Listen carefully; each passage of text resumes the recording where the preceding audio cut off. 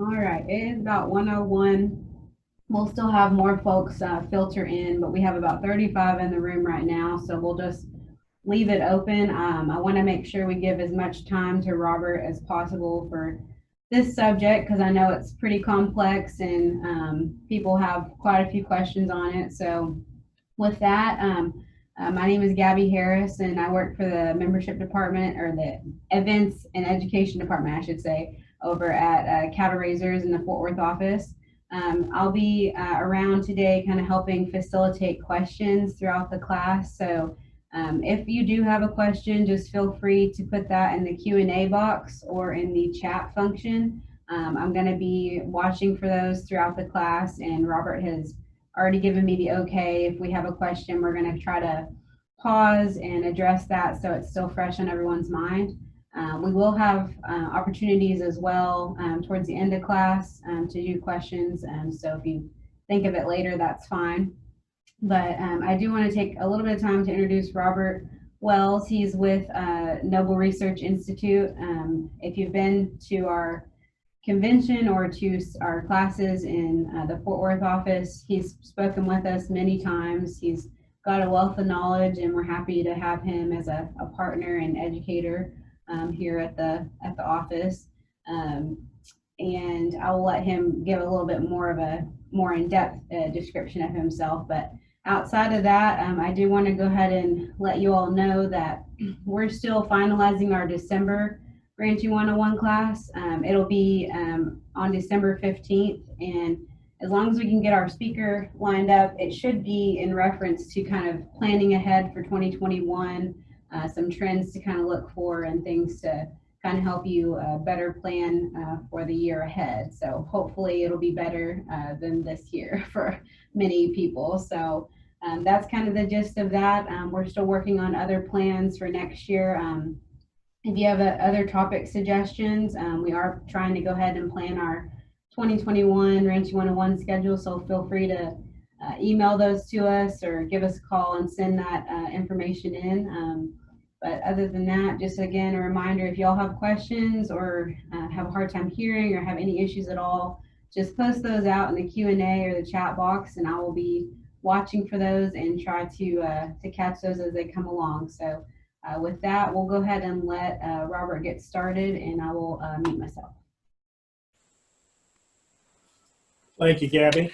Folks, glad to be with y'all today, at least virtually. Wish we could be down there at Fort Worth and at the headquarters. It's always more, I get more enjoyment out of doing these programs when it's one-on-one and get that personal interaction. But we all know what the circumstances are, so glad we're able to at least go ahead and use technology to our advantage, and so we'll do that. So as Gabby said, I want to keep this pretty informal. So if you have a question, Gabby's going to be monitoring for me.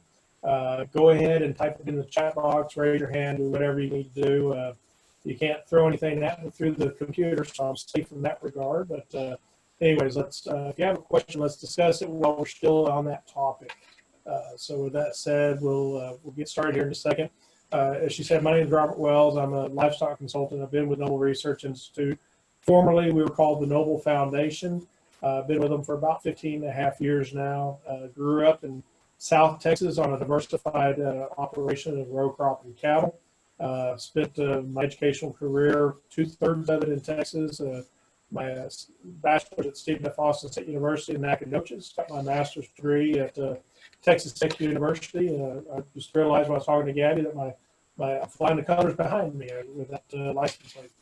And then I got my doctorate at the University of Illinois, where I was the beef cattle research coordinator for the state of Illinois. So I managed 3 different operations that I coordinated the activities of those 3 operations. And been on here anywhere between 700 to 900 head of cows, and anywhere between a couple hundred to a couple thousand head of feedlot cattle. So that's kind of my background.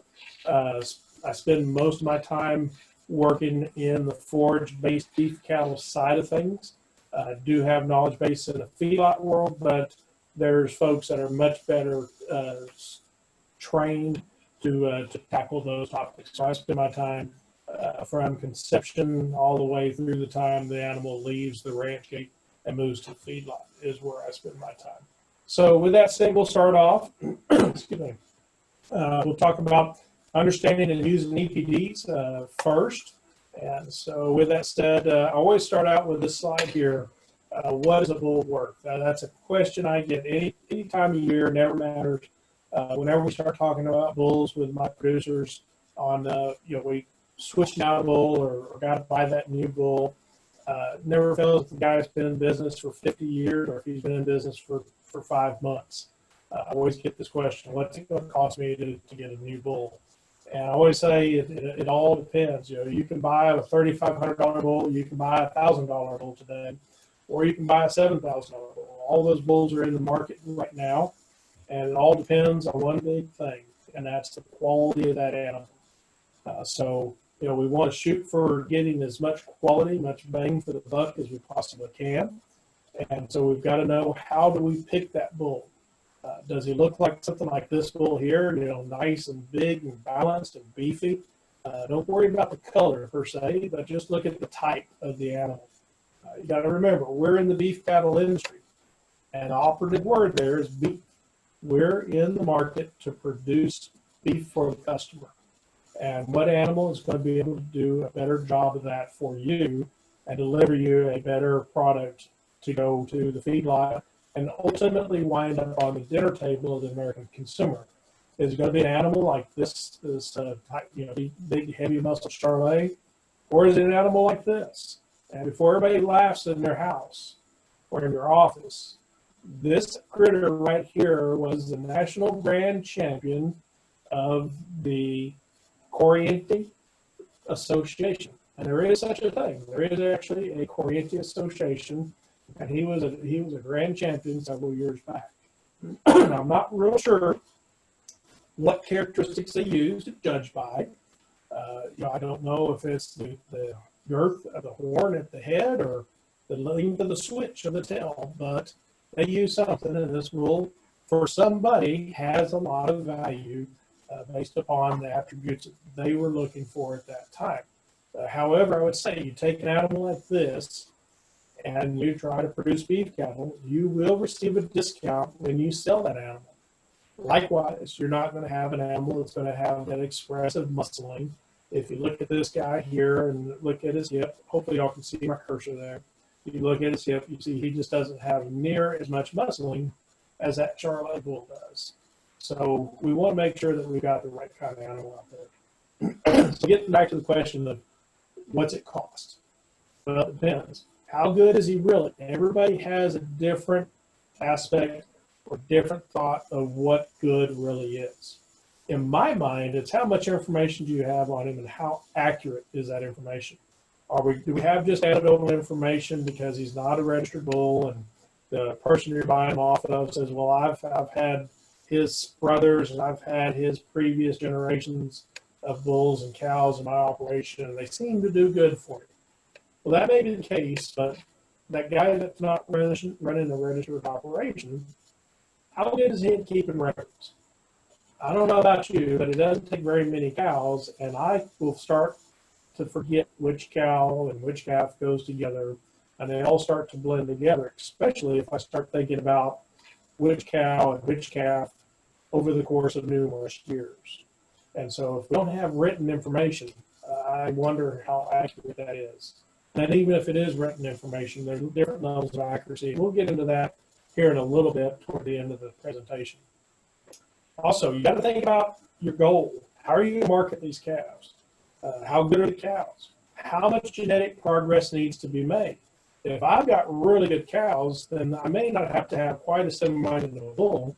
However, on the same side of that, the flip side of that coin, if I've got really good cows, I don't want to delete or maybe dilute the quality of that cow by putting an inferior bull on that cow. Remember, that bull is going to be worth half of the genetics for every calf he sires, and he's got a lot more influence on the cow herd or the calf crop of that cow herd than the cow, because that cow only has half the genetics of one calf annually. So we got to keep those things in mind. And I always tell everybody, the cow should fit her environment. I don't care if you're in East Texas, like this photograph here, and you've got knee deep, lush Bermuda grass, or if you're in West Texas and and the cow has to walk across 60 acres to be able to support herself on an annual basis.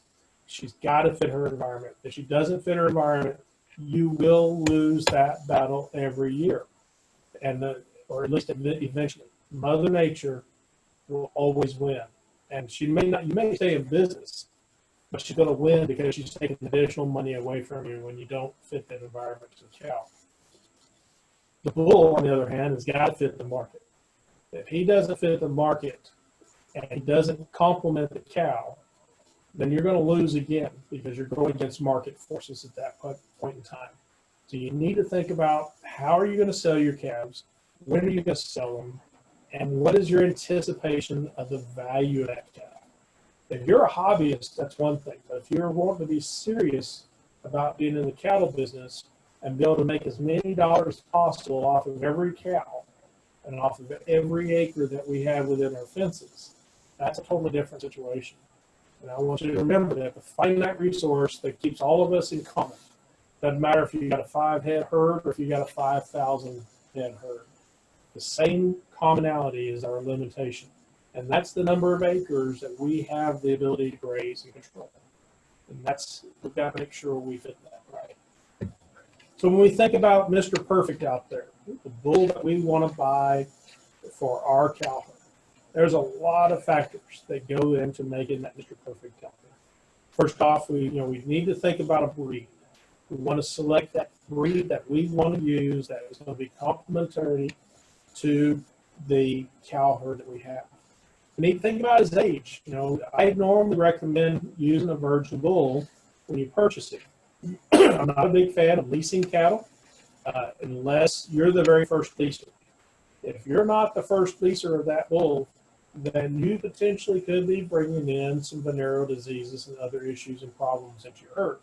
So in general, we're going to be talking about virgin bulls today because of that. If you're going to purchase a bull, it's going to usually be that virgin animal.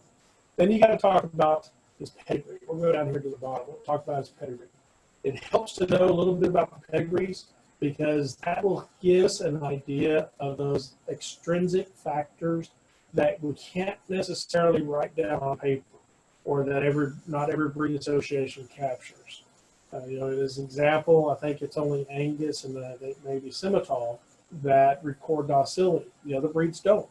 And so that's something we need to think about. You can find animals and get an assurance of their quality or predictability of the animal based upon its pedigree. Then we need to think about performance or lack thereof.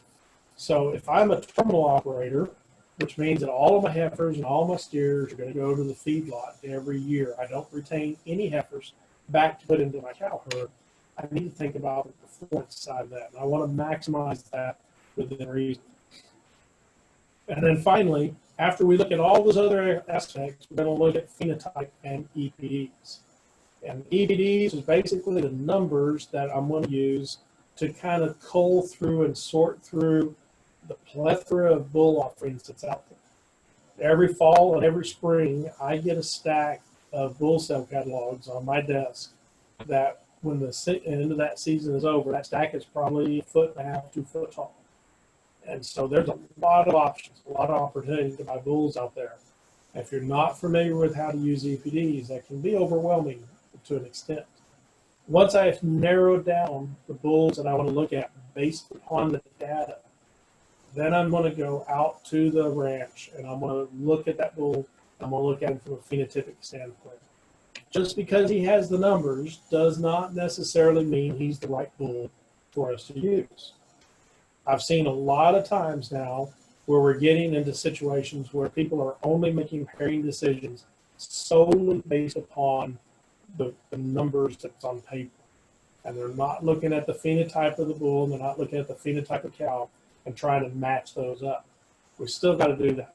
If you've got a bull that's a little light in their hind quarter, then I definitely don't want to breed him back to a cow that's a little light muscle, because that's the type of calf we're going to get.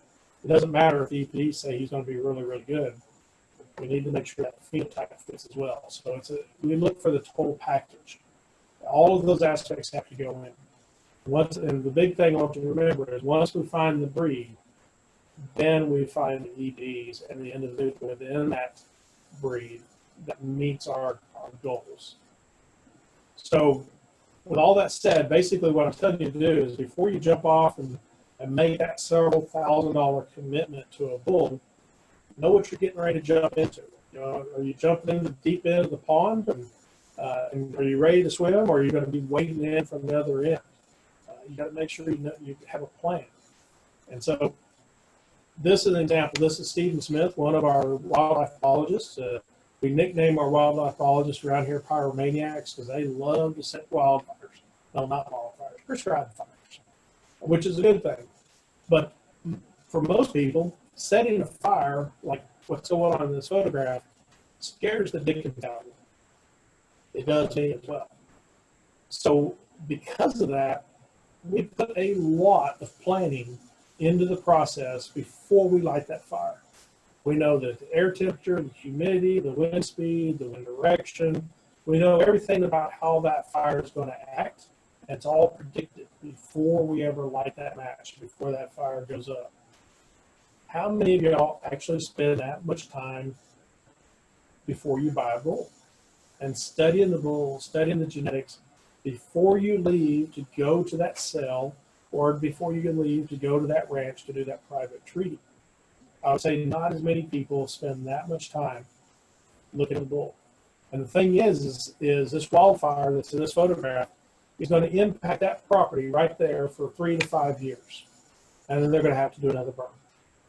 That bull, if you're a terminal operator, is going to impact your operation for at least that amount of time. Hopefully we get a few more years out of it. If you're retaining heifers out of that bull, he's going to have an impact on your property and on your operation for as long as you have progeny that come out of him or out of his lineage.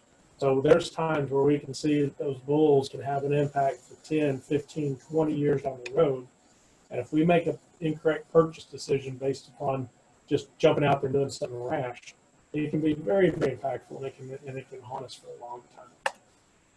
So know where you want to go. There's all sorts of ways we can get there. You know, if I wanted to go from Ardmore, Oklahoma, up here to the northwest to Weatherford, Oklahoma, there's a lot of different roads I can take. It just all depends on my attitude that day. Do I want to get there the fastest, quickest way, or do I want to take a scenic route? So, you know, we got to know how we're going to get, you know, where we want to go. And then likewise, we've got to know how we're going to get there. Am I going to take this old car and take my bull with me? Or am I going to take my nice F-150 crew cab and live in the air conditioning comfort of that vehicle? Also want you to think about know your cow herd. Do you have red cows, but you want to have black calves? Do you want to have red cows and you want to have cinnamon colored calves? You got to know what we want, because if you don't, you're not going to get there. And then ultimately, what kind of bull will you need to do that? And I'm going to say you've got to have one that complements the herd. So you've got to think about it, put a plan together, study that plan, and then ask other people to look at your plan and see what they think. Is it really going to help you? You want those black calves out of those red calves? That's right. We can make a plan to get you there. Do you want smoky colored calves out of black colored cows? We can get you there, but you got to know what you want to do. When are you going to sell? Are you going to sell it weaned? This photograph I took just this last week, that's a photograph of our Terra Alliance, one of the drafts of cattle that sold at OKC West in El Reno, Oklahoma. And if you notice, all those calves are pretty uniform. They're all steer calves, if I remember right in the photograph, but they're all pretty uniform. That's from one producer. He could not have had this uniform of a set of calves if he didn't have a plan, because he's got 6 different bulls that he uses on his operation. If he didn't have that plan and have an idea of the type of bull that he wanted every time he goes to buy a bull to replace one, then we'd have some oddballs there, and we'd have some dissimilarity in the type of animal and the height of the animal and so on. When you think about how you're going to sell your cattle, are you going to sell them at the feedlot, to the feedlot? Are you going to hang on and sell them live to the packer? Or are you going to have the highest amount of risk, and you're going to take that animal all the way to the packing plant, and you're going to hang him on a rail before you get paid? There's different goals for each one of these, and a little different outcome that we need to think of. So that brings us to the expected progeny differences, or EPDs. So we need to think about how important these things are, because they can ultimately set us up for either failure or success, depending on how we use them. We use them to be able to reduce the amount of risk that we have to deal with in ranching. Everything we do in ranching is risk-based. We got to deal with the environment. We got to deal with the markets. We got to deal with the regulations. All of these things are out of our control, but there are some things we can control, and that's the quality of the cattle and how we manage and how we feed those animals. So the quality, let's use EPDs to give us that predictability and that reliability of how those cows are going to perform for us, how the bulls are going to perform, and ultimately how the cross of those two, the calves, are going to perform for us. Also, we have to remember that not all things are what they appear. You know, the example I use is right here, this wolf in sheep's clothing, so to speak. If we use the wrong animal, maybe it's an animal that has a high birth weight. It could be like that wolf in sheep's clothing. If we can't get that cow to successfully calve in the pasture, unassisted on her own, we've got problems.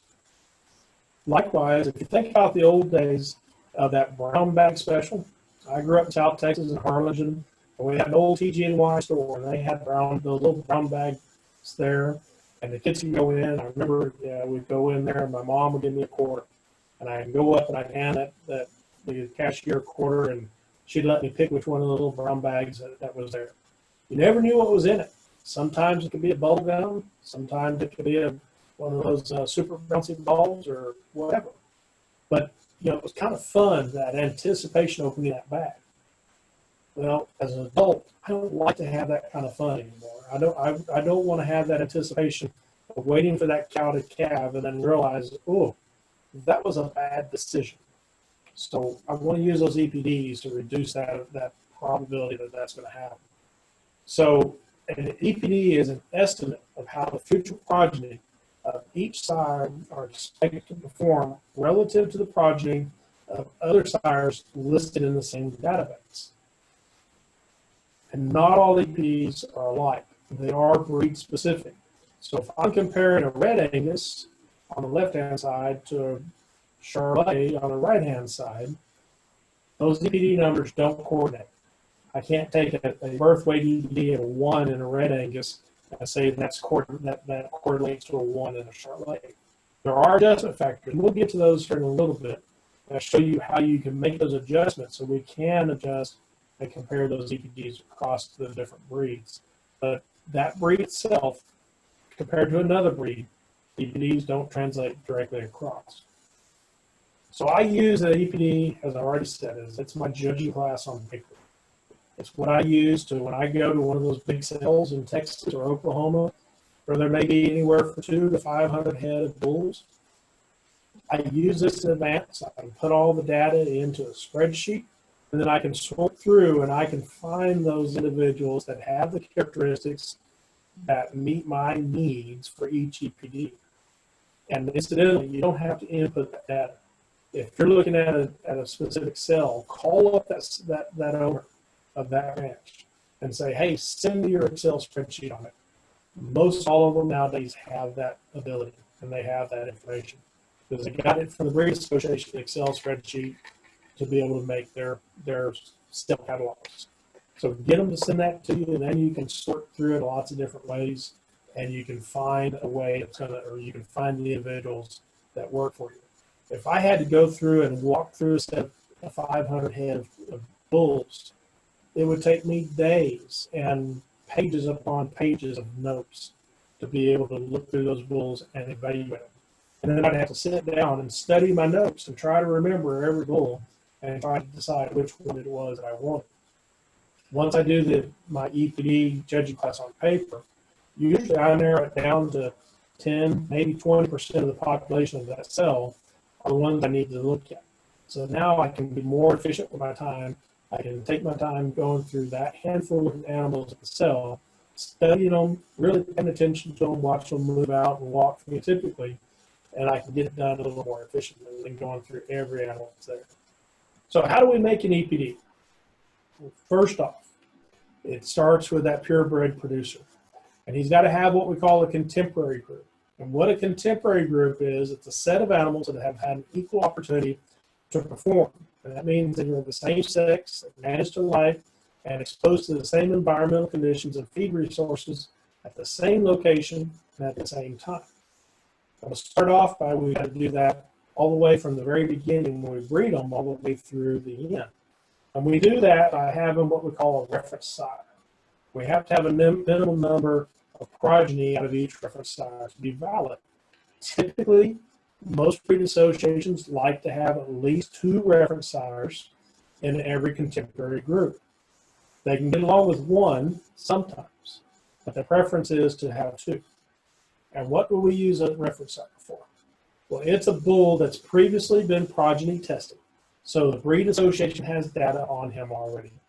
And he's been subjected to the National Cattle Evaluation that's used concurrently with test sires, or at least reference sires, in a new progeny test program. And excuse me, the test sires are going to be the new bulls that are going to be used. So we've got some proven bulls out there that the breed association has data on. That bull is going to be your reference sire. And then you've got the new bulls that maybe don't have as much data, and you use them in the same contemporary group with the same group of cattle all at the same time. So we started off with breeding a few of those reference sires to our cow herd, and then we've got our other bulls in there that maybe don't have as much data for the breed association. This allows those reference sires to be tied back to the new information of the new animals that are coming into the database, of the existing database, so that we can make that comparison of all the genetic values and the phenotypic traits, so that we can calculate the accuracies and we can calculate that estimated EPD form. Excuse me. I do have one question. Yes, ma'am. So we have a question from Howard Davis. It says, do breed associations that adjust EPDs with DNA also blend in carcass data to also adjust the EPDs? So say that one more time for me, Gabby. I'm sorry. It says, do breed associations that adjust EPDs with DNA also blend in carcass data to also adjust these EPDs? Yes. So the question was, does the breed association utilize the carcass data and blend that in with the EPD data and the DNA? Yes. So carcass data, we consider that to be phenotypic information. So it's treated just like birth weight or weaning weight or yearling weight. So that's the phenotypic, the real life data. And so when that information gets reported into the breed association, along with ultrasound scans, and then we have DNA information that we have pretty reliable markers, especially for carcass data. When that DNA, that genetic code is analyzed, and that gets put into the equation and built into it. And so what that does, and we'll talk a little more about the DNA here in a little bit, but what that does is that allows us to increase the accuracy of a young bull.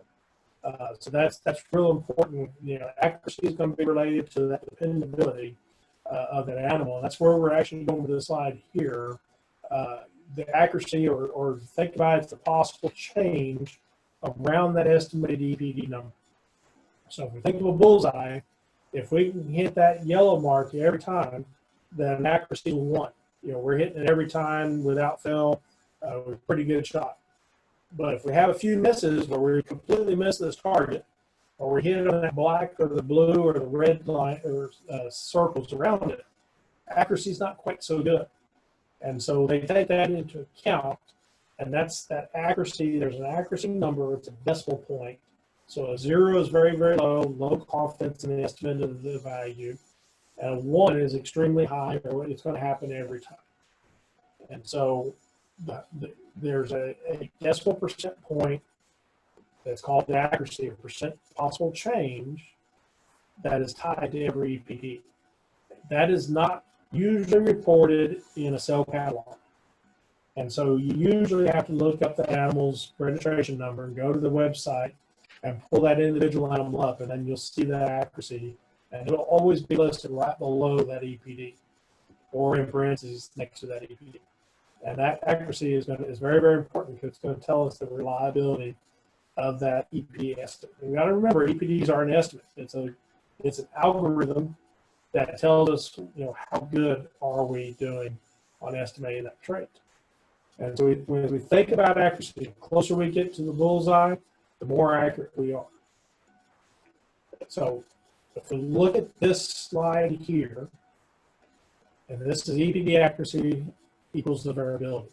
So as we see this accuracy table here with 0.1 to 0.9 as we go down, as accuracy becomes better, we go from a 0.1, in this example, our birth weight EPD, we have a 2.55. This is the amount of change that can happen around our EPD. So if we have an EPD of 1 and we have an accuracy of 0.1, then we've got a potential of having 2.55 units plus or minus around that EPD. So we increase as we get a higher accuracy. So this 0.9 down at the bottom, as we increase the accuracy, we decrease the variability around that EPD estimate. So in this example, like I said, we had accuracy of 0.1. The amount of potential change we could have around that birth weight EPD would be at 2.55. Likewise, if we have a bull that's very seasoned, like an AI bull, he might have an accuracy of 0.9, and the percent change, or the amount of change that can be around that birth weight EPD, might be only at 1.2 units. And we got to remember that every breed association publishes this information in a national sire evaluation, and they publish that online as well as our percentiles of each EPD. Depending on the breed association, Angus does it weekly. Some other associations do it every couple of weeks. Some of them do it monthly. Others do it quarterly. And there's a few that still may do it only twice a year. But these EPDs are very dynamic. They continue to move.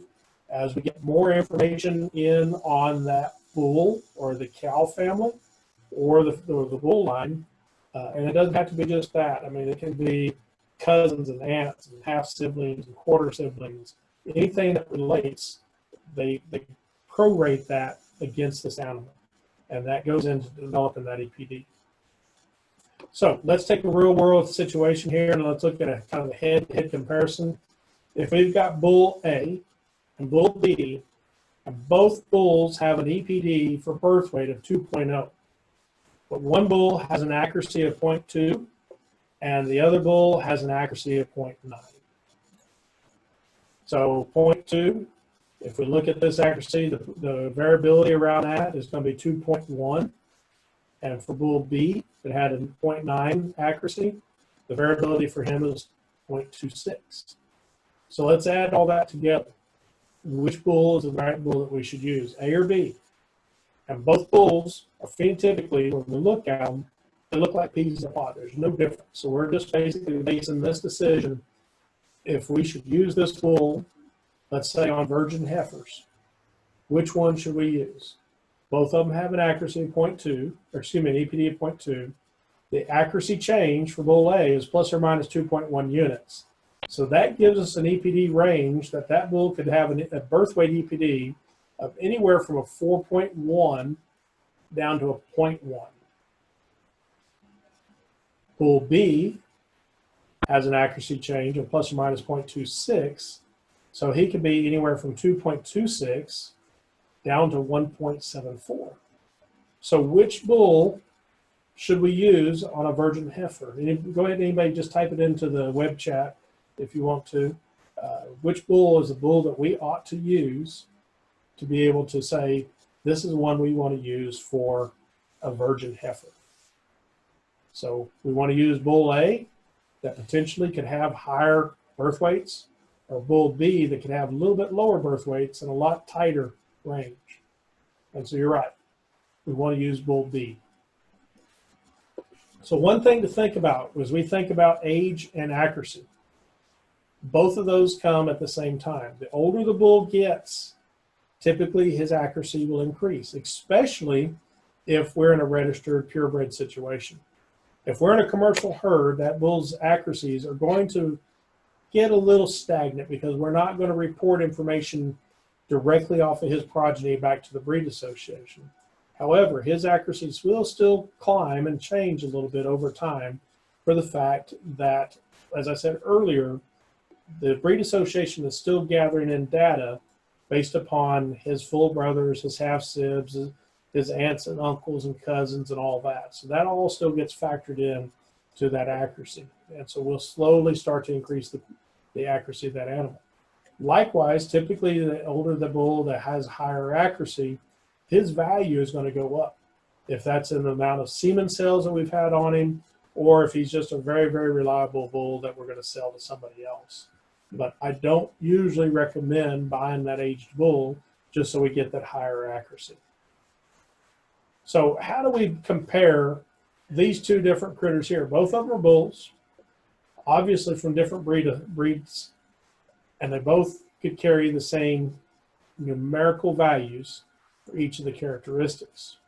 Well, thankfully, the USDA has an ongoing program that they call the National Sire Evaluation that's performed out of Clay Center, Nebraska, where they've got progeny, seed stock progeny herds from many of the major breeds associated, breed associations that are represented in the U.S.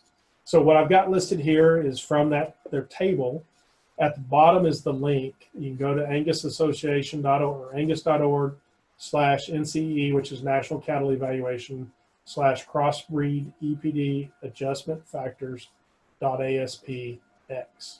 And you'll find the complete table. What I did here was I just took some of the more prevalent breeds that are in our area and in the Southern Great Plains and listed what that breed is, the adjustment factors will be for those breeds for 2020. They reevaluate this on an annual basis. So once a year, usually in December or January, they'll come out with the data for the next year. And so these adjustment factors will change. Now you'll notice up here in the top in red, I've got Angus at 0. Why is that?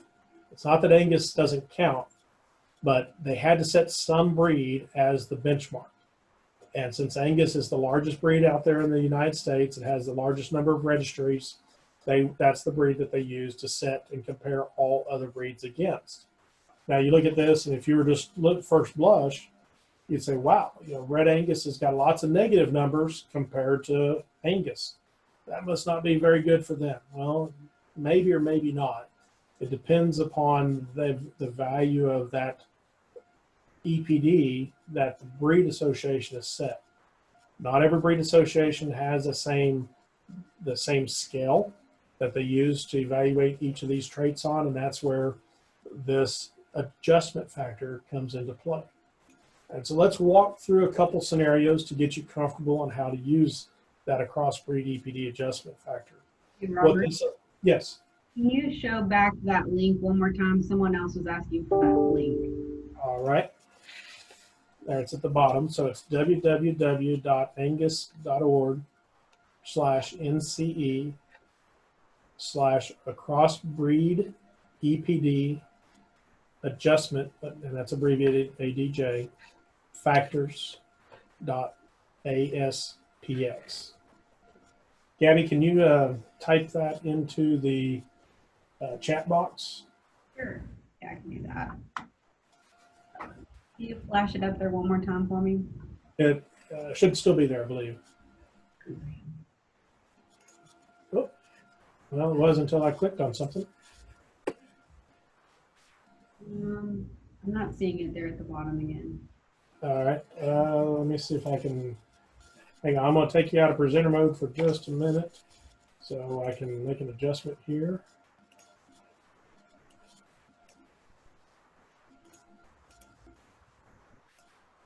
Let's see if I can post it in here. There. It should pop up for everybody to see now in the chat menu. Yep, it's there.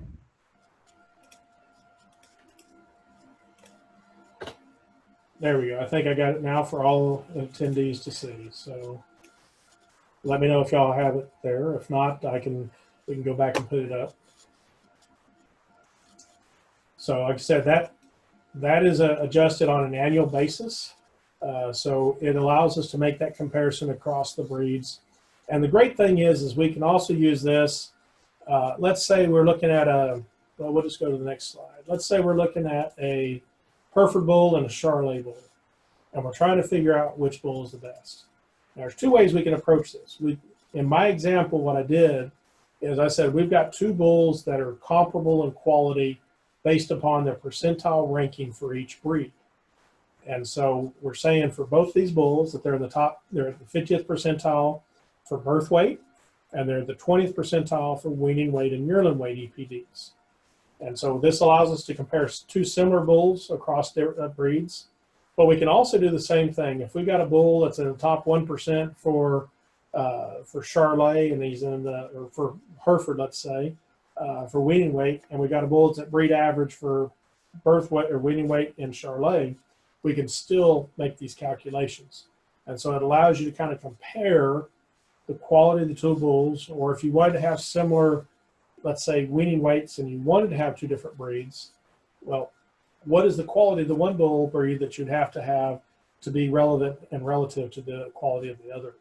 And so this allows us to do this. The way we do it is you take the EPD for each of the bulls that's on the registration papers, or that you find online for that particular bull. So in this example, this Hereford has a 2.2 birth weight. That's breed average. And for Charolais, 0.2 is breed average. We got that off his registration papers. Then from that adjustment table that was on that previous slide and off that link that's on that chat, we find that the adjustment value for Hereford is a 1 for birth weight, and for Charolais, it's a 6.2. We add those two values together, so a 2.2 plus a 1 is a 3.2 for our adjustment factor for the Hereford, and a 0.2 plus 6.2 is a 6.4 for our adjustment factor for the Charolais. Now we take those two numbers that are in red and we subtract one from the other. So in this case, we can expect the Charolais sire bull to have a 3.2 pound higher birth weight compared to that of a comparable Hereford bull. So see, that's where it shows you when we look at that 6.2 adjustment factor of the Charolais, it almost looks a little scary at first. But when we compare him to another breed, because they're not on the same scale, and we put them on that same scale through the adjustment factor process, then we find out that there's not as much difference in birth weight as we expect. What if we look at weaning weight? We can go through the same convention of taking the EPD for weaning weight off the registration papers. For Hereford, it was a 59. Take that adjustment factor off of the table, minus 16.1, that gives us a 42.9 total.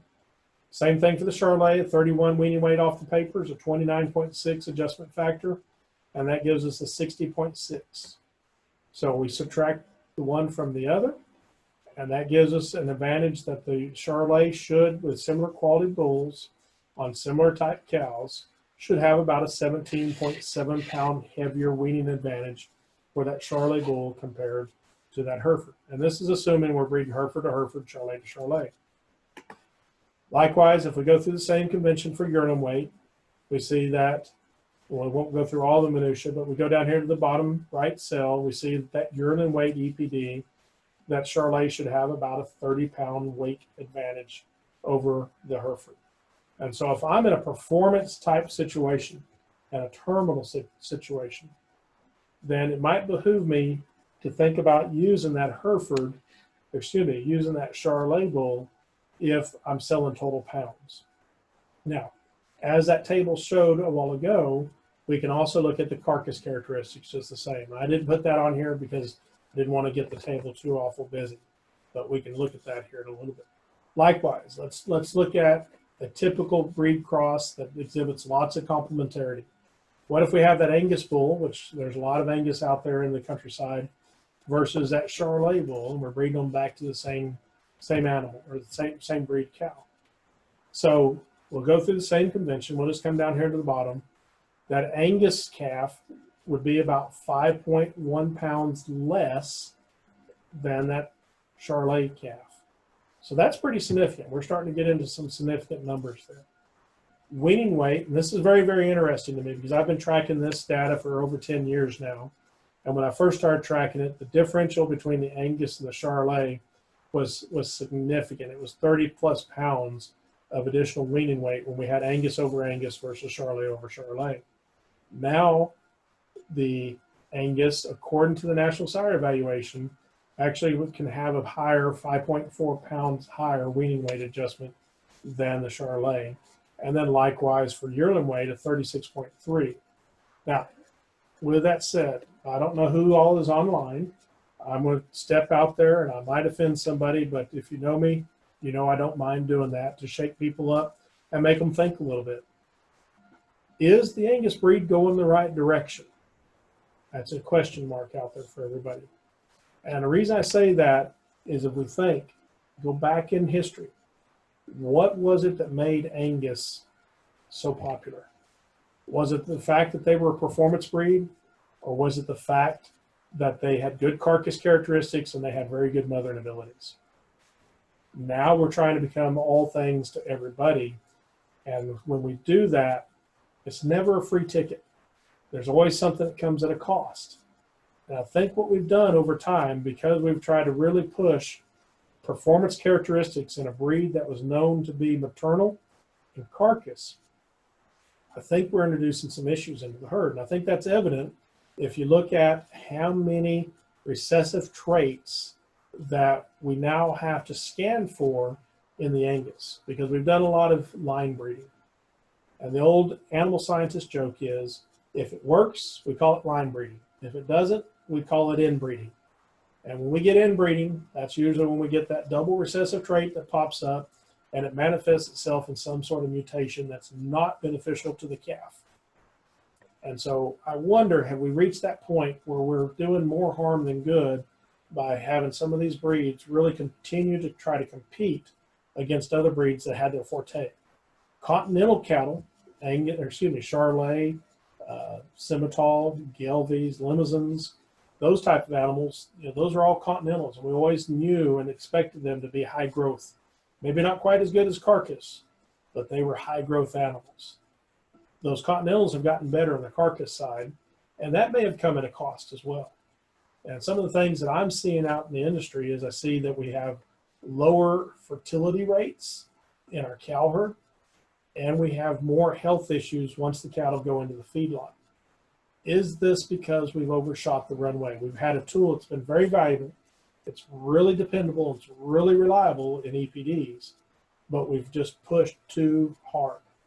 Something we need to think about. I'm not saying it's the case just yet, but I think there may be an opportunity for us to have that discussion moving into the future.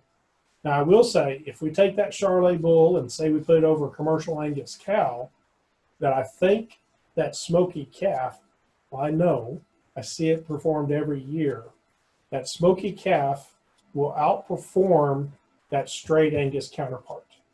And I see that happen every year with my producers. Some producers will have a small operation that still has Angus over Angus, and they'll have a Charolais bull that's over a similar type cow in their commercial herd.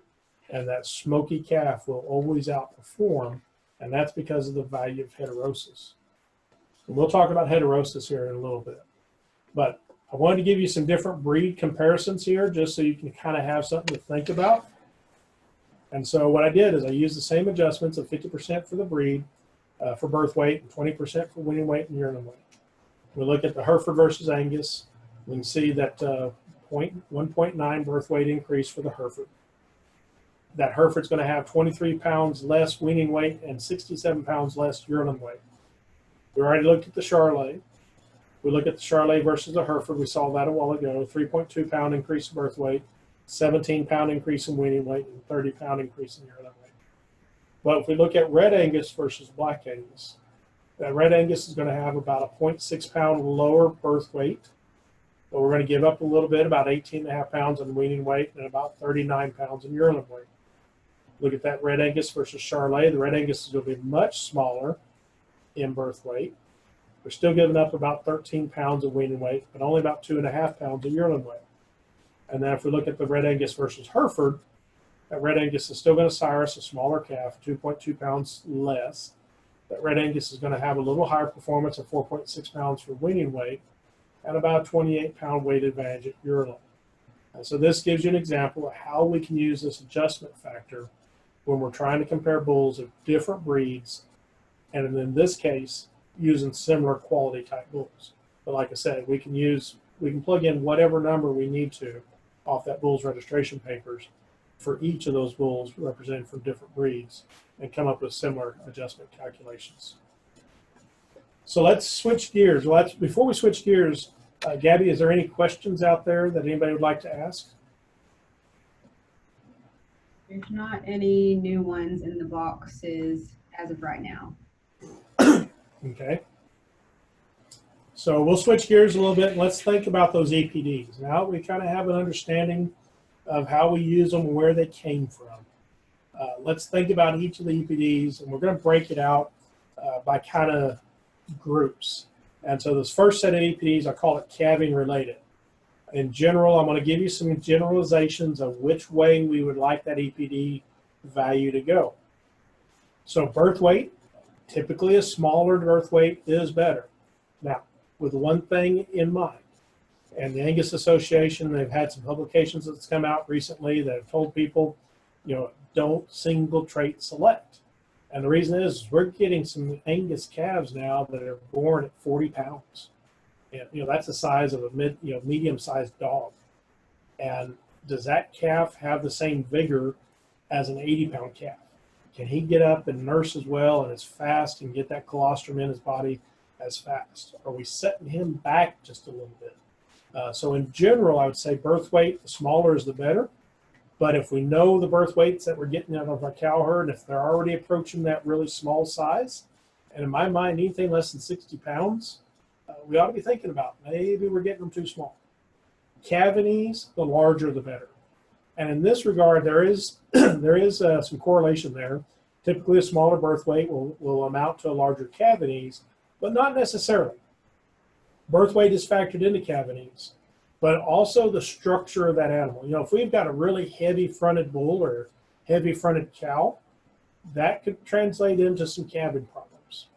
If we got a bull that's really long or big hipped and that calf can have potential to get hip locked, that can factor into that cavities.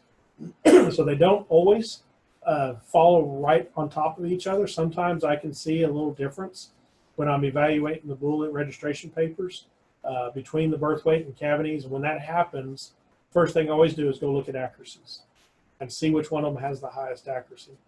If so, that's the one I kind of lean toward. And then secondly, I'll look at the animal's phenotype and see if the phenotype of that animal has some explanation of why that cavities is different than that birth weight. And then milking ability. And I put optimal in this regard. And the reason I did is because some breed associations like Angus, they have, in my opinion, have overshot the runway on milking ability. We've got cows Angus cows that will milk just almost like a dairy cow nowadays. And if you're out on native range in western part of Oklahoma or Texas or New Mexico, if you've got a heavy milking cow, she's going to have a hard time holding condition and getting rebred timely. And we've all seen it. We've all made these comments where we see these cows that are they're just drawn way down at weaning. And what do we always say? Well, she put everything she had into that calf. And that's great. We're going to get a big calf. But we've got to get that cow to rebreed in a timely format. Our goal is to have a calf every year. And if she can't get rebred because her condition is too poor, and she can only get rebred once every 18 months, she's costing us money because we got to pay rent on that cow every year.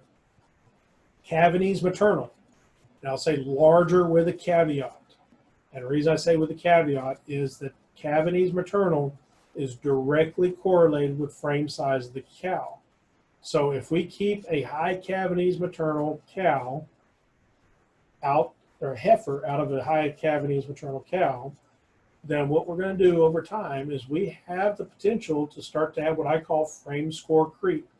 And she's going to slowly, every generation, will get a little bigger and a little bigger and a little bigger. And so we've got to be careful about that. We need to have kind of that optimal level of cavities maternal as well. And the cavities maternal is basically the indication of what that bull or that cow that has that EPD, what are they going to put into that heifer?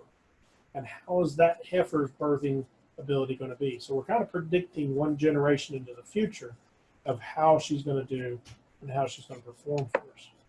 We think about performance traits.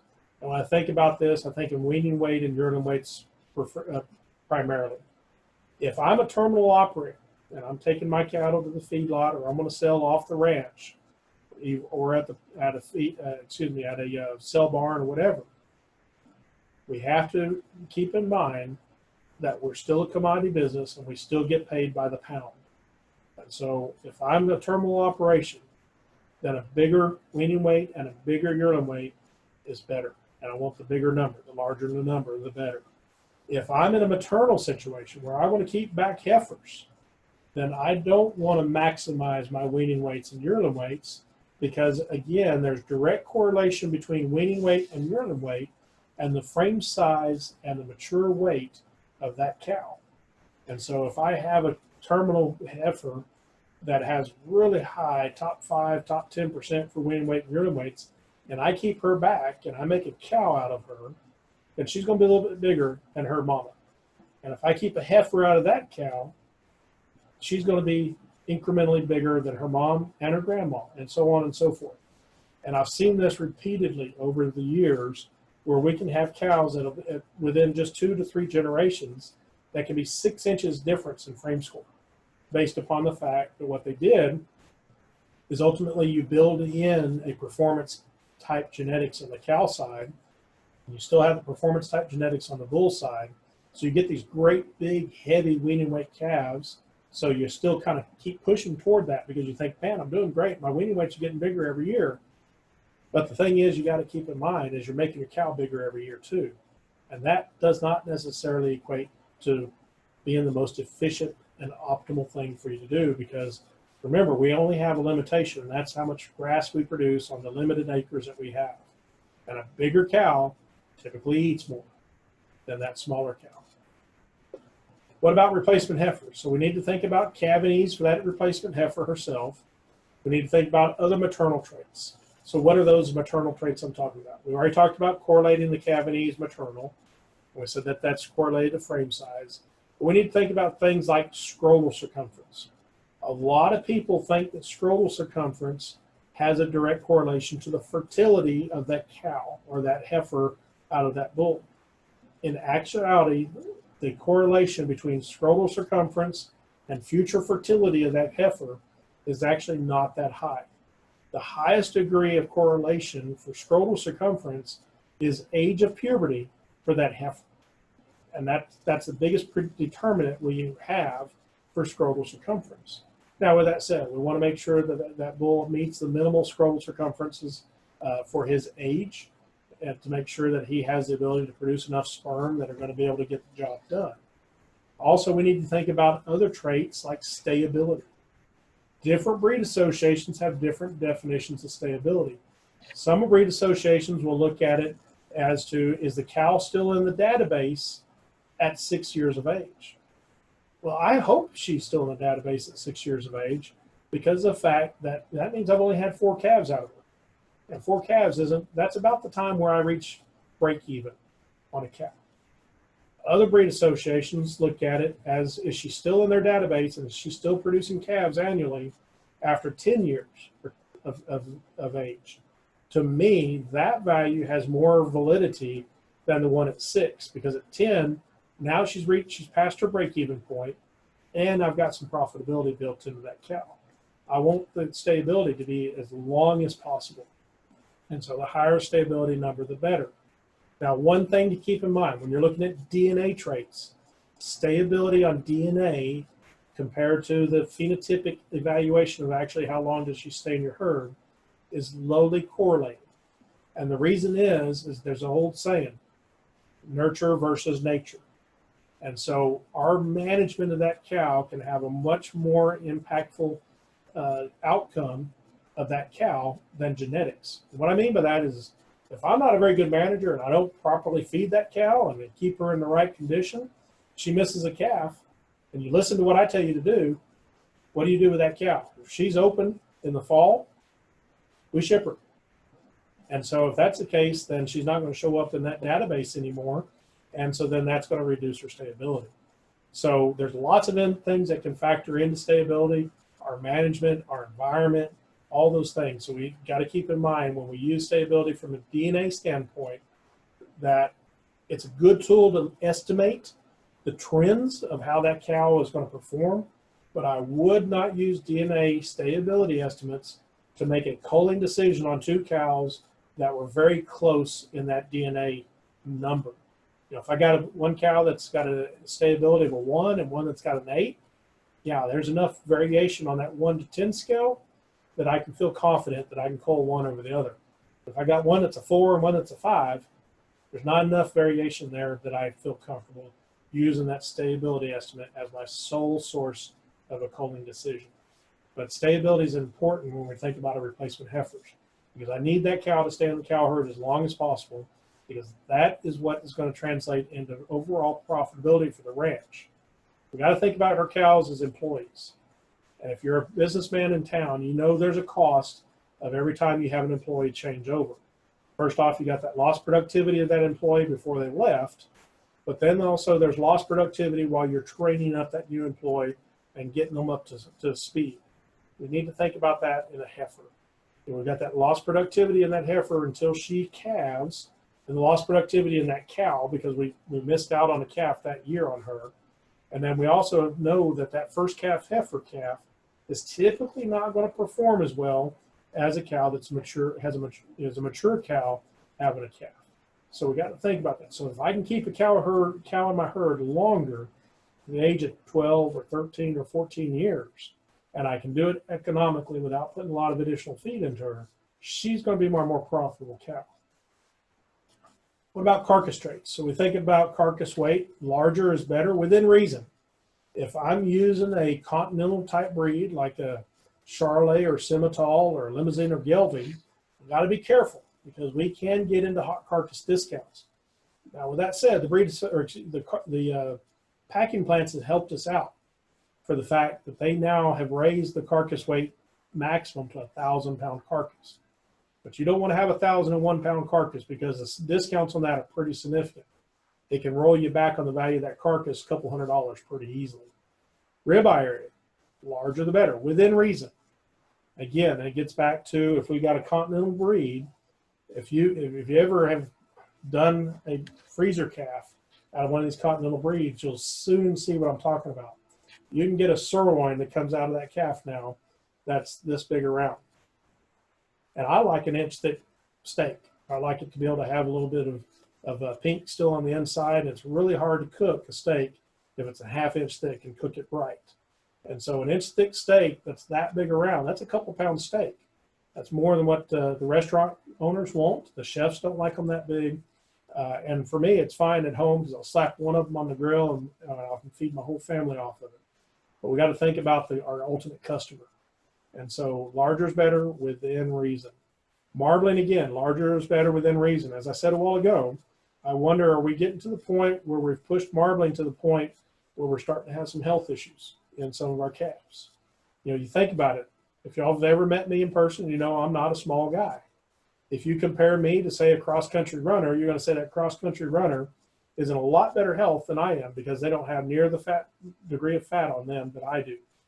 And so why would it be different in an animal if we have an animal that's so heavy in marbling that maybe we're making him a little less healthy later in his feeding phase?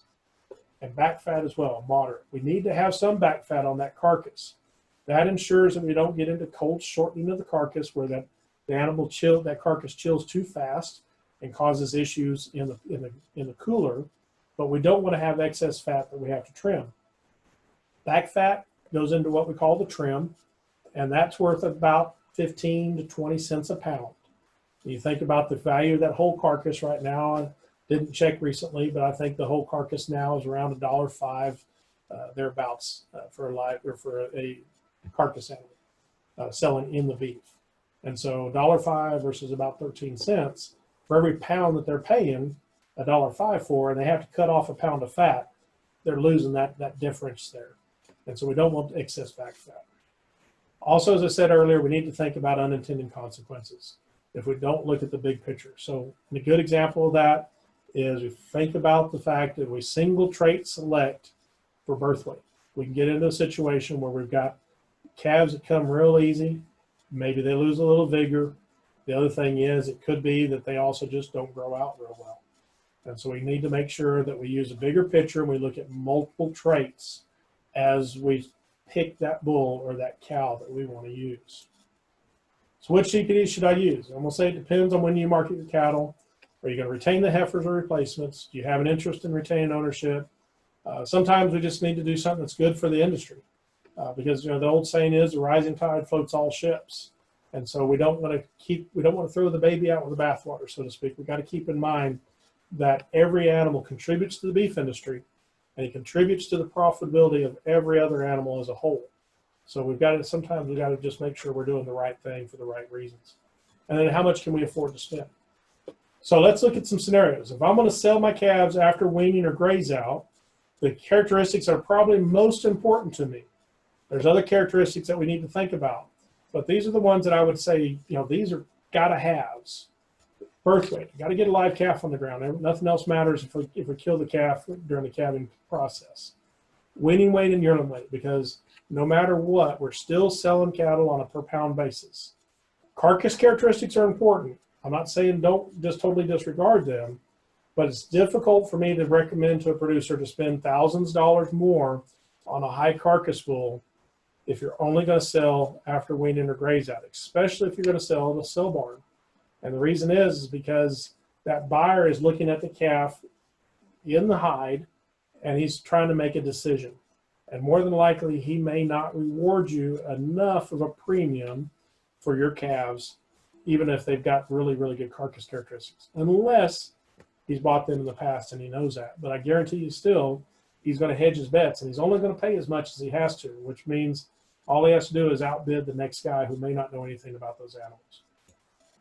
What if we're going to retain ownership and sell them live at the feedlot? So we're selling at the feedlot, not at the packing house door. Well, we need to think about we need to think about these traits, because if we don't have those traits, nothing else matters. But we also now need to stack on feed efficiency, average daily gain, maybe some of our dollar indices. And I'm not a huge fan of using dollar indices, although I think they can be helpful if you're not familiar with EPDs. But a dollar index is just an index built upon all the individual EPDs, and they weight them to different levels. If you're comfortable using the individual EPDs, I think you can go in and find just as good of a bull, if not better, using your individual EPDs and selecting that way than you are if you're using the dollar indices. Dollar indices are great, but I think they need to be used with a caveat that we ought to look at all the EPDs that go in there, because we can have a bull or a cow that's really good in several characteristics that went into that index, and maybe really, really poor in the other characteristic. And those good traits can actually hide that lower trait. And so maybe that lower trait's more important to you than how they weighted that index. So you need to still look at the individual EPDs that make up those indexes. What if we're going to retain ownership and we're going to sell on the grid? So at the packing plant door, we're going to sell them hanging weight. Well, we need to think about birth weight and weaning weight and yearling weight. We need to think about feed efficiency, because we're paying for the feed in the feedlot. We need to think about those dollar indices, and we need to think about everything else. But now we also have to factor in carcass weight, quality grade, yield grade, marbling, back fat, ribeye area. All those things have to be factored in. So it gets a lot more complicated. And we're going to probably, we're not going to be able to maximize every EPD trait. So we're probably going to be looking for a bull that can do the best on optimizing all those traits. And that's a very unique bull that can ring the bell on every trait. So we're going to have to kind of figure out which one of those characteristics is most important to me. If I've got a continental type bull, then quality grade is going to be real important to me, because we know continentals are usually a little weaker than, say, that Angus bull. Where yield grade is not quite as important to me on a continental, because he's going to yield out anyways. And so I don't usually have to worry about having a high yield grading carcass where I'm going to get a discount. I need to worry more about quality grade on that continental to maybe be able to hope that I get more calves that'll push into that choice, average choice, high choice, or prime area. What about if we're going to keep heifers back? Well, we need to think about all those aspects on the previous 3 slides. Plus, we need to think about milking ability. We need to think about scrotal circumference. We need to think about calving ease. And so you can see, if we get into a heifer replacement type system, it gets a lot more complicated, because we've got to think about all the aspects. not just one or two. And so that's why I say, you know, typically if you're going to be in the replacement heifer business, or you're going to retain a heifer, it's a pretty unique female that we ought to keep back as a replacement heifer. If you do that yourself, it's very, very difficult to get that done unless you're a large operation. And if you're not, then you're probably better off buying from somebody who's actually spending the time and the effort to make sure that their heifers are replacement quality. All too often out there, I see what I call rescue heifers. Anybody have an idea what a rescue heifer is? A rescue heifer, in my mind, is a heifer that should have been a feedlot heifer, and she should have ultimately wound up on somebody's plate. But instead of going that direction and down that pipeline, somebody diverted her off the main highway, so to speak, and they put her back out in the pasture to make a cow out of her. And just because she has a functioning uterus does not mean that she is a quality replacement female. During the big drought that we saw back in 2011 and 2012, the data that I've collected over the years from our producers here that I work with, I saw a huge jump in weaning weight and cell weights of our producers' calves immediately after the drought. Two things happened there. One, we cleaned up the herd. We got rid of all those cows that we kept giving an excuse for. And that's probably the biggest thing. And then the second thing was we got our cow age more optimal. But the problem was that was great for a couple of years. But then what happened in 2014 and 2015 and 2013? We saw that run up of the market. 2014, if you had a live calf, he was worth $1,200, $1,400, $1,500 at weaning. So what did everybody else decide to do? Man, I got to get me back in the cow business. And if you're already in the cow business, you kept back more heifers. And you got your operation back up to speed. And any excess heifers you sold to your neighbors. Well, we got a lot of those rescue heifers out there now. And so what we did is during a drought, we kind of cleaned up our herd in this region. And then afterwards, we diluted it back down by keeping back rescue heifers.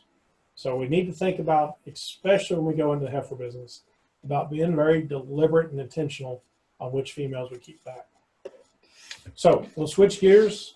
Gabby, any questions before we move?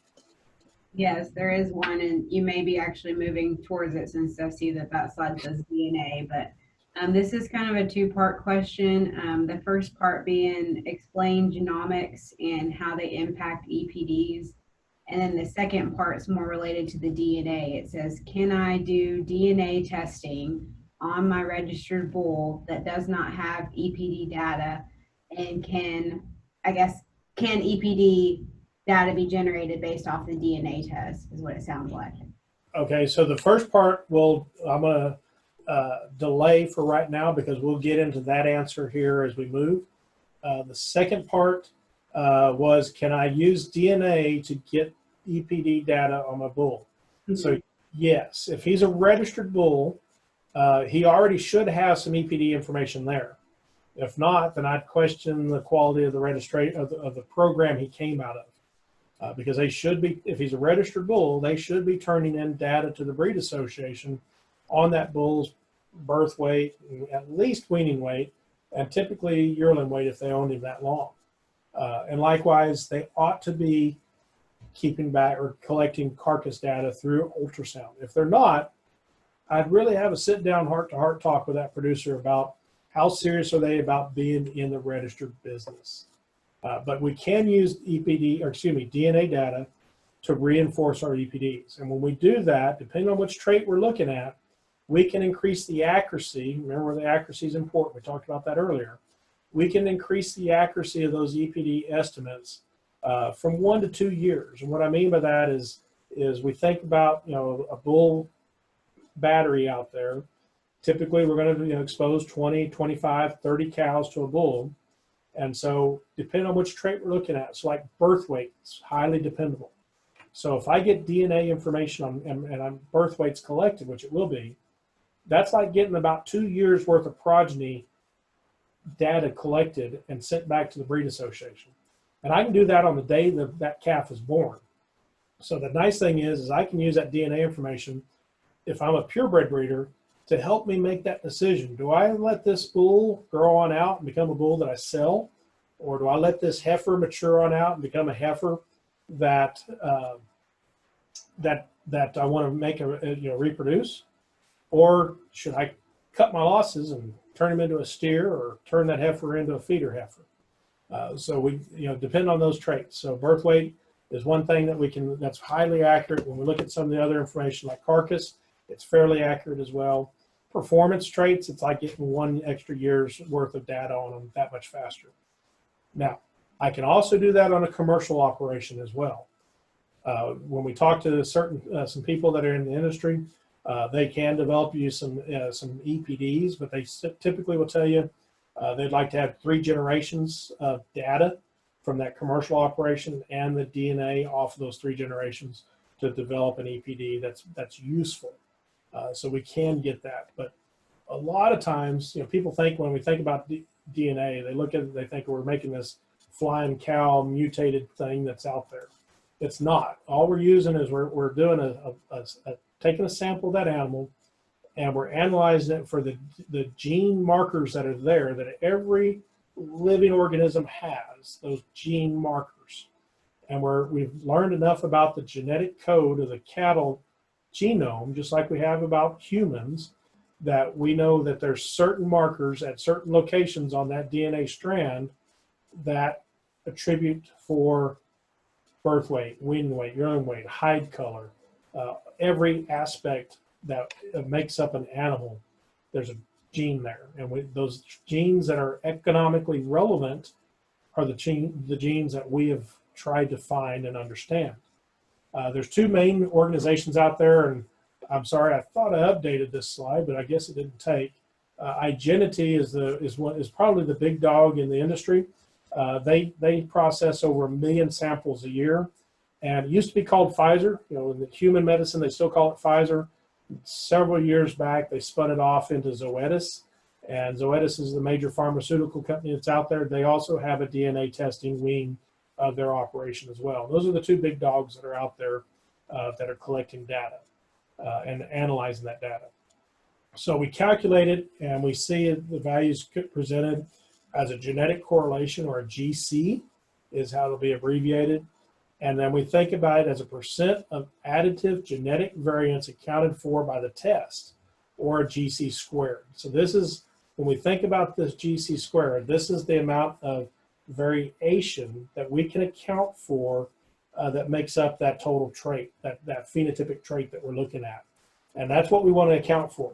The higher the variation that we can account for, the more reliable that estimate is. And so we want to have a higher GC square. The more genetic variation, the more impactful that EPD is, and the more accurate that EPD is going to be. So what I tell people, and early on when we first started using genomic information, I used to see this all the time in bull cell catalogs. Still see it from time to time, but not as much as I used to. We'd see both the DNA information listed there in the DNA score, and then we'd have right above it the EPD information. Realistically, we don't need to have that DNA information presented on the cell catalog, because that DNA information is accounted for in that EPD. Like I said, they use that as additional data. When they develop that algorithm, they plug in any DNA information they have, just like they do the phenotypic information on birth weight, weaning weight, urine weight. They plug all that information in. And so by having both of them in there is a little bit redundant. We don't need to have both. All we need to know is that EPD information that was presented is genomically enhanced. If it says it's genomically enhanced, then they've already accounted for that DNA information that's there. And the nice thing about genomically enhanced EPDs is we're taking the best of both worlds. Just a straight EPD is taking into account the variation that's due to management and genetics. But remember, management can have a bigger impact on the outcome of the animal than genetics can, because I can take an animal that, if I'm a really good manager, I can take an average calf and improve him. If I'm a really poor manager, I can take a stem winding calf and make him look average at best. So that's what EPDs will do for us. It accounts for the genetics, and it accounts for the environmental impacts. The DNA only looks at the genetic capacity of that animal. So if I plug both those together, the EPD has the DNA has reinforced that EPD information and made it that much more stronger and that much more valid. But using both of them is a little redundant. So Sally, to quote Sally Northcutt, she used to be the Breed Association Director for Breed Improvement in Genetics with the Angus Association. She's now since gone out on her own and has her own company. But she said genomic results are a way to enhance current selection tools to achieve more accuracy on predictions for younger animals and to characterize those genetics for traits where it's difficult to measure phenotype. And so one example of measuring phenotype that's a little more difficult, let's say, is docility. Your version of what is a tame animal and my version of what is a tame animal may be two separate things. I know for a fact my version of what a tame animal is today versus when I was 20 years old, it's a whole lot different. When I was 20 years old, I was a lot better in shape and I could move a lot faster, and I'd tolerate that cow that was a little more waspy than I will today. She looks at me twice today. She said, I'm writing her number down and she's going on the bad list, and she looks at me too many times like that, I'm going to get rid of her. And I've got one that we just did our pregnancy checking this last weekend, and her number is number 2. And she's in my list. And if she doesn't straighten up, she may go away, even though she gives me one of the biggest calves every year, because she was a little waspy and she put me on the fence once, and I don't move as fast as I used to. So let's talk about DNA samples. How do we get that information? How do we get that DNA sample collected? There's 3 different ways that we can do it, 2 of which are kind of old school. One is more preferred than the others. So we have tissue sampling, which is that bottom right-hand side where you see that big blue plier looking apparatus. And you can see there's a little white cap under the bottom of that ear, kind of close to that 4 on the ear tag. And basically that's a little reservoir. When you squeeze this tagger together, it's going to punch a little hole about the size of a number 2 pencil lead through the animal's ear, and that sample is going to fall down in that tube. And that tube's got a little barcode on it, or excuse me, I think it's a QR code actually, and that's how they're going to identify that sample when they send it in. The 2 old school ways are what you see on the left and the top right, and that's taking a blood sample. We're going to bleed the calf, and we're going to take that blood sample, we're going to put it on that blood card, and we want that blood sample to fill up that entire black circle, or where that circle ring is. One of the problems with that is if I reuse that same syringe and needle on the next animal, I can have cross-contamination and reduce the reliability of that estimate because of that cross-contamination. You think about all these cop shows we see on TV, the CSIs and all those. They talk about that, can we DNA test now, and what is the reliability of that, and did it get contaminated? That's a real live likelihood. So we want to use a new syringe needle every time, so there's an additional cost. Now we can go up here and use a hair sample, but if we don't take those hair samples correctly, we won't get any DNA. And what I mean by that is you got to pull a piece of the switch out of the animal's tail, and you got to make sure that you get the little hair bulb. And so I don't know if y'all can see my cursor, but down here on the bottom, you can kind of see there's a little rounded bulb on the end of that hair follicle. And that's what we need. That's where the DNA is. If we just get the hair sample itself, there's not any DNA that is usable that they can need or use there. And then likewise, once we get that sample, we'll close that lid, that little flap on there, and we can potentially get some of that hair that gets intermixed into another sample. And so there is probability for cross-contamination there. So the DNA testing companies prefer the tissue samples now, and those tissue samples are a lot easier to process, and they can store them easier and for a longer period of time. And I know Igenity is an example. They charge you more now if you use and send in a blood or a hair sample, because they have to manually process and collect and get that sample off of that card and get it into the machinery. Where if you use the tissue sample, that's all automated. All they have to do is get that little capsule put into the machinery, and at that point, everything after that's automated. So they can run more samples faster and cheaper, and so they pass that savings on to you. So in summary, let's use EPDs as a tool in conjunction with other genetic information and phenotypic information that we have available to us. Familiarize yourself with the terms that are breed specific, and every breed has those terms, especially when we look at those indexes nowadays. Understand how to use those indexes and understand what goes into building that index so that way you have a good working knowledge of it. Remember that those indexes are typically built also on economic value, and so they usually try to use the most recent historic economics, and typically that's a 3 or a 5 year rolling average. So that works great when the markets are all trending in the same direction, but when we get to the bottom of the market or the top of the market and we're getting ready to have an inflection point, sometimes those accuracies may not be as precise. In general, those indexes are still going to go in the same direction, so they're still relevant, but the value, the actual number, may not be as relevant, but the trends will still be there. And remember, extremes are never the answer. Extremes are a good way to get in trouble in the cattle industry. Remember, EPDs are not static. Keep up to date. If you looked at the EPD percentile tables that every breed association has, remember that they change on a weekly, monthly, quarterly, or at least semi-annual basis, depending on the breed association. And you need to visit with your breed associations or somebody like myself or somebody else that can tell you what interval that they change at. Use those accuracies accordingly. Know which way that you need to think about them. Don't forget about visual appraisal and disposition and those extrinsic values that we can't put a number on. That's all part of being profitable in the industry. And too much with one thing can be very hazardous to the operation. Quality is never an accident, but it's a result of intelligent and endless efforts. I firmly believe this. I firmly believe that if we get complacent, we get lax, that we're going to fall behind. This is a very progressive industry, and if those people that are going to still be in business next year or 10 years from now are those people that stay up to date, come to meetings like this and other meetings, and continue to learn. That's one of the things I love about this industry. It's so dynamic that we're always learning new things. So any questions yet? Nothing out in chat or Q&A yet, but yeah, if y'all have any last minute questions, go ahead and shoot those over. We'll give it a couple minutes on here.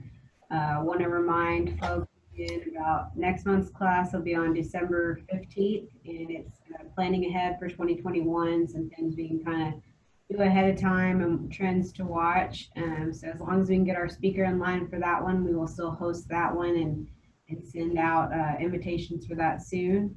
And I did forget to mention, we still have our corporate sponsor for this class, Lone Star Ag Credit. So we want to make sure to thank them for sponsoring this class. And unfortunately, y'all don't get cookies, but we'll hopefully make up for that in leaps and bounds next year. So it looks like it was just someone saying thanks for the class on there, Robert.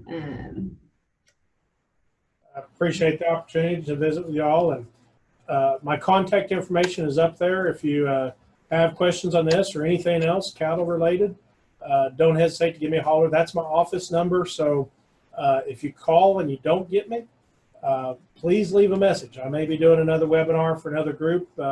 We still are fortunate enough we can get out on farm visits, and so I spend a lot of time either in meetings or on the phone helping other producers. But if it goes to voicemail, messages there, just leave a message, and I promise I will get back to you.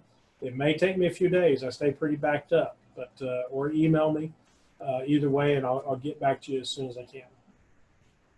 Hey, yeah, and I still haven't seen any other ones, but as he said, his contact information is there. If other questions come to mind, just feel free to reach out to him or to us here at Cattle Raisers. We're happy to help facilitate answering questions as well. And I guess, unless you have anything else, Robert, hold on, there may be one last minute. Oh, someone's just saying they're in South Texas. What about the Brangus breed? So Brangus breed works great. I grew up in South Texas. What part of South Texas are they from, if they don't mind filling that in? I grew up in just outside of Harlingen, so can't get much further south than that. Our family operation is right on the Rio Grande, and basically, if you were to swim in into the Rio Grande River, get out on the north side, you'd be on my family operation. So I grew up, honestly. We had Charolais and Brahmas, and we made Charbray crosses for our terminal cross. We had registered Brahmas that we used. We sold a lot of registered Brahmas into the interior of Mexico, and they'd go up in the mountains. They turn them out and we'd see them once. They'd see them once a year. So Brangus does a great job. They're kind of the best of all worlds, right there along with Beefmaster. Beefmaster does a great job. That Brahma influence is going to give us some heat tolerance, some disease and insect resistance. They bring a lot to the table. They bring in some longevity. And when we look at heterosis, when we can have a true outcross. When I think of outcrosses, I'm thinking of a Bos indicus versus a Bos taurus. Bos indicus is our Brahman type breeds, our eared breeds, tropical breeds.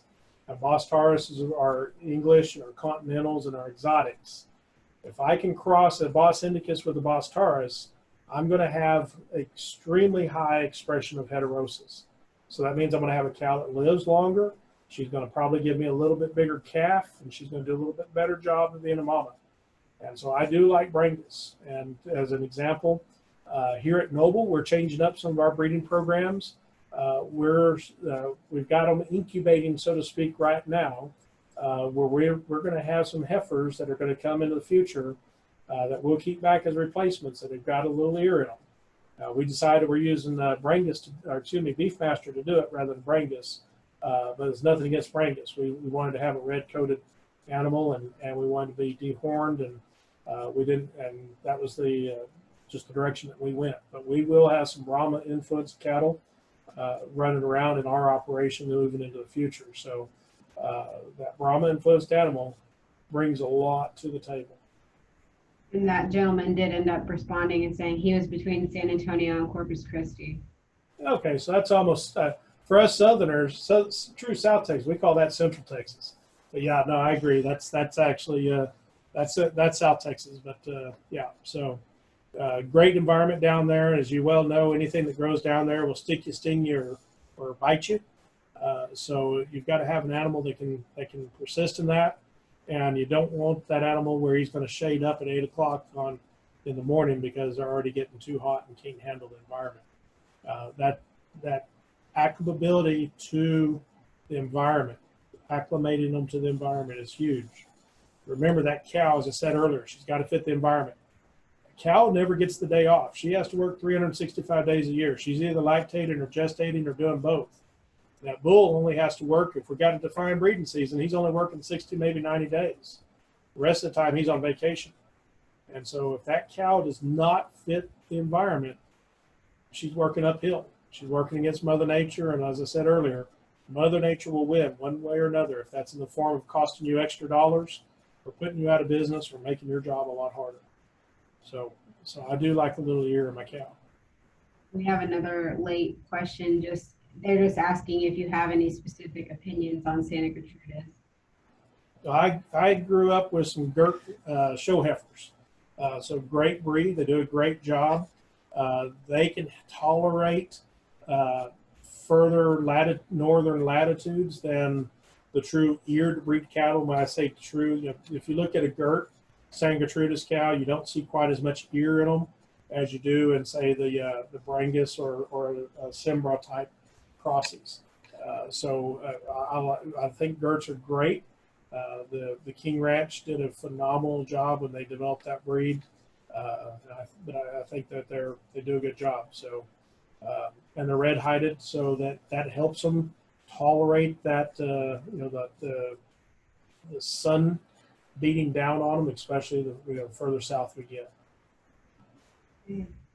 I think that was the last one. So again, folks, if y'all have anything else, just feel free to direct to Robert's information there or send them to us here at the office, and we're happy to facilitate questions.